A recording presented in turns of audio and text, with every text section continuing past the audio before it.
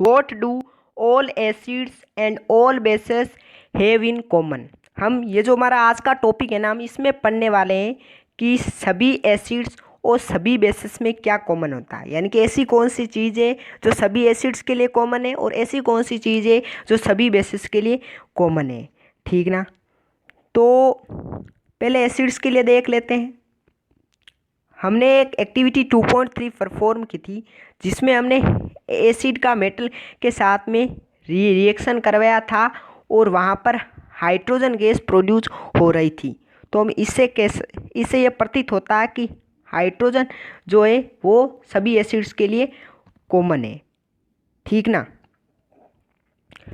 अब हम एक एक्टिविटी करेंगे 2.8 जिसमें हम पता करेंगे कि वे सभी कंपाउंड्स जो हाइड्रोजन कंटेन करते हैं क्या वे एसिडिक हैं। तो आओ पता करते हैं। ठीक ना। सबसे पहले आपको देखो सॉल्यूशन लेना है ग्लूकोज का, एल्कोहल का, hydrochloric acid and sulphuric acid का। ये ग्लूकोज और एल्कोहल है ना, ये हाइड्रोजन कंटेन करते हैं। आप ग्लूकोज के फॉर्मूले से देख सकते हो C6H12O6। यहाँ पर देखो आपको एस नज़र आ रहा है। ठीक ना। तो यहाँ ये हाइड्रोजन कंटेन करता है। अब आपको क्या करना है, अब आपको एक जो सेकंड है ना स्टेप उसमें बताया गया, अब आपको एक कॉर्क लेना है और उस पर 2 नेल ठोक देनी है और वो जो कॉर्क है ना उसको आपको एक 100 ml के बीकर में रख देना है। ठीक ना। और फिर जो ये नेल्स है ना, connect the nails to the 2 terminal of a 6 volt battery through a bulb and switch as shown in figure 2.3। जैसा आपको फिगर 2.3 में दिखाया गया है वैसे ही जो नेल्स है ना उनको कनेक्ट कर देना है एक वायर के द्वारा 6 वोल्ट बैटरी के दोनों टर्मिनल से कुछ इस तरह कनेक्ट करना है। ठीक ना। और ये यहाँ पर बल्ब भी लगा देना है और स्विच भी लगा देना है इस फिगर की तरह। ठीक ना।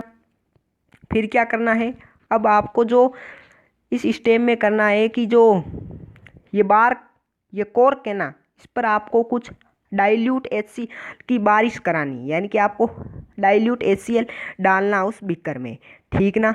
और आपको यही रिपीट करना है डाइल्यूट H2SO4 एसिड के साथ में, यानी कि आपको सल्फ्यूरिक एसिड भी डालना है। और आप क्या ऑब्जर्व करोगे, हम जब HCl और H2SO4 डालते हैं तो हम देखेंगे कि जो बल्ब होगा वे ग्लो होगा।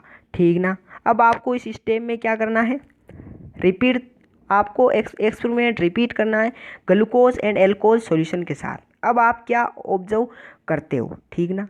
तो हम ऑब्जर्व करते हैं कि ग्लूकोज एंड एल्कोहल सॉल्यूशन को जब हम डालते हैं ना तो जो बल्ब होगा वे ग्लो नहीं होगा, यानी कि इनमें से इलेक्ट्रिसिटी फ्लो नहीं होगी। और जो एसिडिक सॉल्यूशन है ना, जैसे कि HCl का और H2SO4 का सॉल्यूशन, ठीक ना, उनमें से इलेक्ट्रिसिटी फ्लो होती है। Does the bulb glow in all cases? No, bulb no glow in all cases. ठीक ना। Bulb glow in acidic solution like HCl and H2SO4. Bulb not glow in glucose and alcohol solution। ठीक ना। और bulb glow होना ये indicate करता है कि वहाँ पर इलेक्ट्रिसिटी फ्लो होती है या नहीं होती है। ठीक ना। आपको एक बात पता ही होगी, एक वायर में से इलेक्ट्रिसिटी फ्लो कराने के लिए उसमें फ्री इलेक्ट्रॉन का मूवमेंट होना चाहिए। वैसे ही एक सॉल्यूशन में इलेक्ट्रिसिटी को फ्लो कराने के लिए वहाँ पर फ्री आयंस के मूवमेंट की ज़रूरत होती है। ठीक ना। और जहाँ पर इलेक्ट्रिसिटी फ्लो होती है, जिस सॉल्यूशन में इलेक्ट्रिसिटी फ्लो होती है उसमें फ्री आयंस होते हैं, और जिसमें नहीं होती उसमें फ्री आयंस फ्लो नहीं होते हैं। ठीक ना। तो अब हम देखते हैं, आओ यहाँ पर आप देख सकते हो, देखो फिर आप देख सकते हो acid contain H+ ions S cation and anion. जो एसिड होते हैं ना वे कंटेन करते हैं क्या, H+ आयंस कंटेन करते हैं।